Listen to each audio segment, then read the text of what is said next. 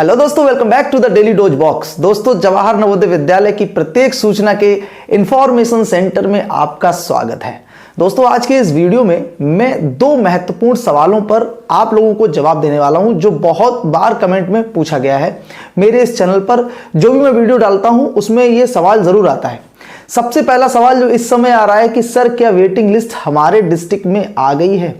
दोस्तों, जवाहर नवोदय विद्यालय क्लास 6 की waiting list के लिए बहुत परेशान है अभ्यर्थी। और परेशानी वाली बात यह है क्योंकि जो लिस्ट है वो ऑफिशियल वेबसाइट पर नहीं आई है।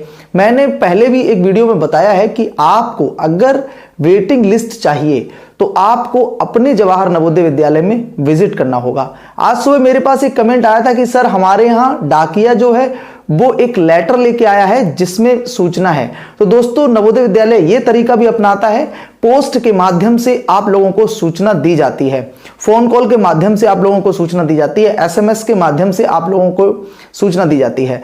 दोस्तों, एसएमएस भी पहुंचे हैं बहुत सारे लोगों के पास, कॉल्स भी बहुत सारे लोगों के पास पहुंची है और अब जो है पोस्ट भी पहुंचने लगी हैं। तो फिलहाल में सूचना यही है कि वेटिंग लिस्ट जारी हो गई है और अगर आपको अपना नाम जानना है तो आपको अपने कंसर्न नवोदय विद्यालय में विजिट करना पड़ेगा। दोस्तों, दूसरा सवाल यह है कि जिन अभ्यर्थियों का सिलेक्शन हो गया है उनको कौन कौन से डॉक्यूमेंट्स चाहिए। एक एक डॉक्यूमेंट मैं आपको बताने वाला हूं। उन डॉक्यूमेंट्स को आपको लेके जाना है, 100% प्रिपेयर होने चाहिए वो डॉक्यूमेंट। तो डॉक्यूमेंट जानने के लिए वीडियो में एंड तक बने रहिएगा और चैनल को सब्सक्राइब कर लीजिएगा भाई, वीडियो को लाइक कर दीजिएगा, क्योंकि हमेशा आपके लिए ऐसे ही इंफॉर्मेटिव वीडियोस लेके आता रहता हूं। चलिए दोस्तों, वीडियो शुरू करते हैं। दोस्तों, जिन अभ्यर्थियों का selection Jawahar Navodaya Vidyalaya 2022 waiting list में हुआ है उनको कौन कौन से डॉक्यूमेंट्स बिल्कुल रेडी रखने हैं अपना एडमिशन कराते समय। तो सबसे पहला डॉक्यूमेंट आप जो है कागज कलम ले लीजिए, नोट कर लीजिएगा, और नहीं तो वीडियो रोककर स्क्रीनशॉट ले लीजिएगा, क्योंकि मेरे साइड में उन डॉक्यूमेंट्स की लिस्ट भी चल रही है। तो आप जो है पहले सुन लीजिए ध्यान से कि आपके पास कौन कौन से डॉक्यूमेंट्स होने चाहिए और उनको नोट कर लीजिएगा, क्योंकि उनमें से अगर एक भी नहीं हुआ तो आपके एडमिशन में दिक्कत हो सकती है। तो पहला है आपके ऑनलाइन आवेदन की प्रति, यानी कि आपके पास जो आपने ऑनलाइन आवेदन किया था उसकी एक फोटोकॉपी होनी चाहिए। अगर आपने नहीं करवाई है तो आप करवा लीजिएगा, उसकी एक फोटोकॉपी अवश्य होनी चाहिए आपके पास।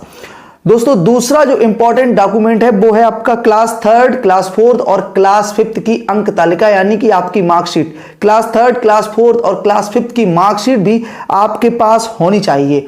तीसरा डॉक्यूमेंट है कक्षा 5 की टीसी, यानी कि ट्रांसफर सर्टिफिकेट क्लास 5 का, वो भी आपका होना चाहिए अटेस्ट, यानी कि काउंटर साइन टीसी वो लोग मांगते हैं।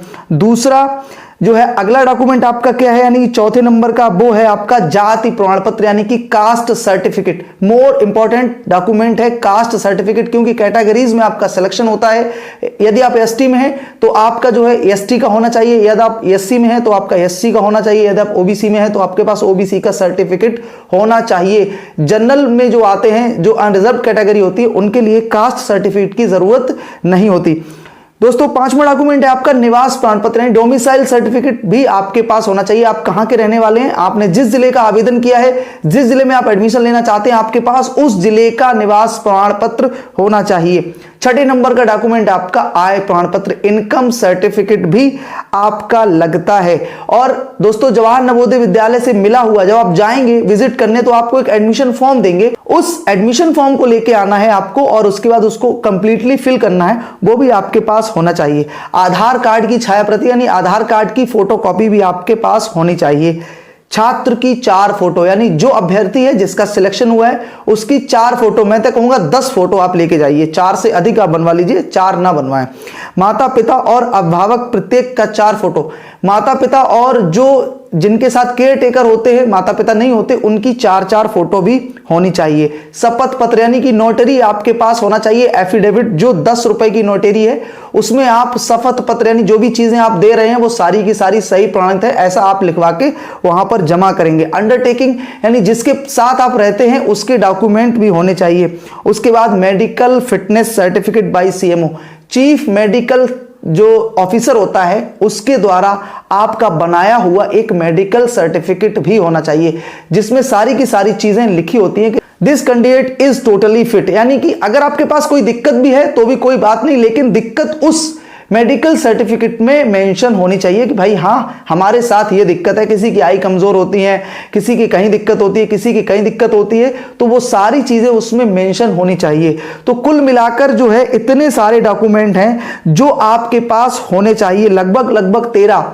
इनमें से एक भी डॉक्यूमेंट आपके पास अगर नहीं है तो हो सकता है कि आपको दिक्कत हो। लेकिन अगर कोई डॉक्यूमेंट आपका टाइम ले रहा है, नहीं बन पा रहा है, नहीं मिला है अभी, तो उसके लिए आपको समय भी मिल जाएगा। 10 से 15 दिन का आपको समय दे दिया जाएगा, जिससे आप आसानी से वो डॉक्यूमेंट बनवाकर वहां पर प्रेजेंट कर सकते हैं। तो दोस्तों आपके सभी सवालों का जवाब दे दिया इस वीडियो में। वीडियो को लाइक कर दीजिएगा और अगर कोई डॉक्यूमेंट्स के बारे में समझ में नहीं आता इस वीडियो के कमेंट सेक्शन में कमेंट कर दीजिएगा, प्यारा सा जरूर रिप्लाई करेंगे उसका। चलिए मिलते हैं अगले वीडियो में एक नई जानकारी के साथ। चैनल को सब्सक्राइब जरूर कर लीजिएगा, क्योंकि मैं जवाहर नवोदय विद्यालय से जुड़ी हर अपडेट बिल्कुल सही और ऑथेंटिक तरीके से लेके आता हूं। चलिए दोस्तों मिलते हैं अगले वीडियो में एक नई जानकारी के साथ। तब तक के लिए ख्याल रखिए। जय हिंद।